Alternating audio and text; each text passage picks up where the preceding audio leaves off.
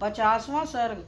श्री राम आदि का मिथिला गमन। राजा जनक द्वारा विश्वामित्र का सत्कार तथा उनका श्री राम और लक्ष्मण के विषय में जिज्ञासा करना एवं परिचय पाना। तदंतर लक्ष्मण सहित श्री राम विश्वामित्र जी को आगे करके महर्षि गौतम के आश्रम से ईशान कोण की ओर चले और मिथिला नरेश के यज्ञ मंडप में जा पहुँचे। वहाँ लक्ष्मण सहित श्री राम ने मुनिश्रेष्ठ विश्वामित्र से कहा, महाभाग, महात्मा जनक के यज्ञ का समारोह तो बड़ा सुंदर दिखाई दे रहा है। यहाँ नाना देशों के निवासी सहस्त्रों ब्राह्मण जुटे हुए हैं, जो वेदों के स्वाध्याय से शोभा पा रहे हैं। ऋषियों के बाड़े सैकड़ों छकड़ों से भरे दिखाई दे रहे हैं। ब्राह्मण, अब ऐसा कोई स्थान निश्चित कीजिए जहाँ हम लोग भी ठहरें। श्री रामचंद्र जी का यह वचन सुनकर महामुनि विश्वामित्र ने एकांत स्थान में डेरा डाला, जहाँ पानी का सुविधा था। अनिद्य यानी उत्तम आचार विचार वाले निपश्रेष्ठ महाराज जनक ने जब सुना कि विश्वामित्र जी पधारे हैं, तब वे तुरंत अपने पुरोहित सतानंद को आगे करके अर्घ लिए विनीत भाव से उनका स्वागत करने को चल दिए। उनके साथ अर्घ लिए महात्मा ऋतिज भी शीघ्रता पूर्वक चले। राजा ने विनीत भाव से सहसा आगे बढ़कर महर्षि की अगवानी की तथा धर्म शास्त्र के अनुसार विश्वामित्र को धर्मयुक्त अर्घ समर्पित किया। महात्मा राजा जनक की यह पूजा ग्रहण करके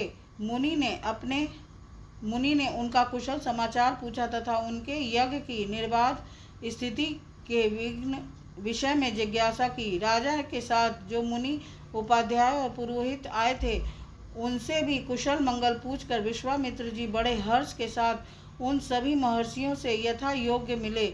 इसके बाद राजा जनक ने मुनिवर विश्वामित्र से हाथ जोड़कर कहा, भगवान, आप इन मुनीश्वरों के साथ आसन पर विराजमान होइए। यह बात सुनकर महामुनि विश्वामित्र आसन पर बैठ गए।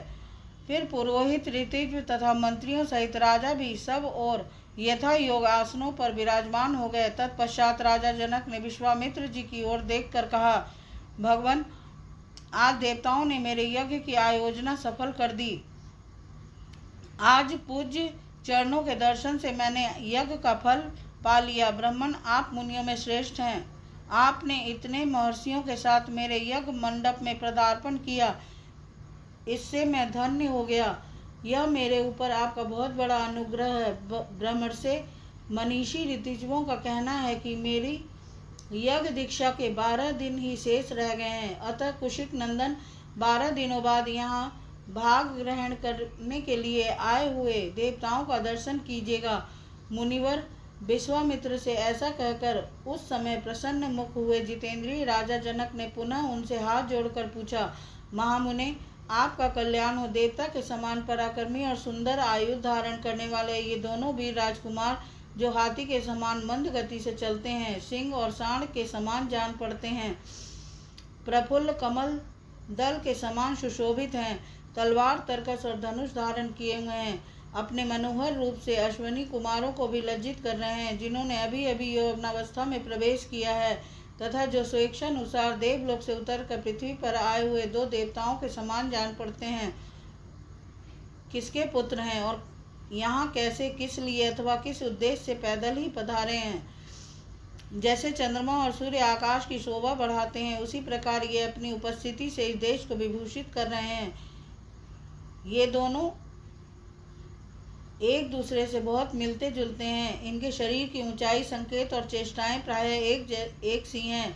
मैं इन दोनों काक पक्षधारी वीरों का परिचय एवं वृतांत यथार्थ रूप से सुनना चाहता हूँ। महात्मा जनक का यह प्रश्न सुनकर अमित आत्मबल से संपन्न विश्वामित्र जी ने कहा, राजन, ये दोनों महाराज दशरथ के पुत्र हैं। इसके बाद उन्होंने उन दोनों के सिद्धाश्रम में निवास, राक्षसों के वध, बिना किसी घबराहट के मिथिला तक आगमन, विशालापुरी के दर्शन, अहल्या के साक्षात्कार तथा महर्षि गौतम के साथ समागम आदि का विस्तार पूर्वक वर्णन किया। फिर अंत में यह भी बताया कि ये आपके यहाँ रखे हुए महान धनुष के संबंध में कुछ जानने की इच्छा से यहाँ तक आए हैं।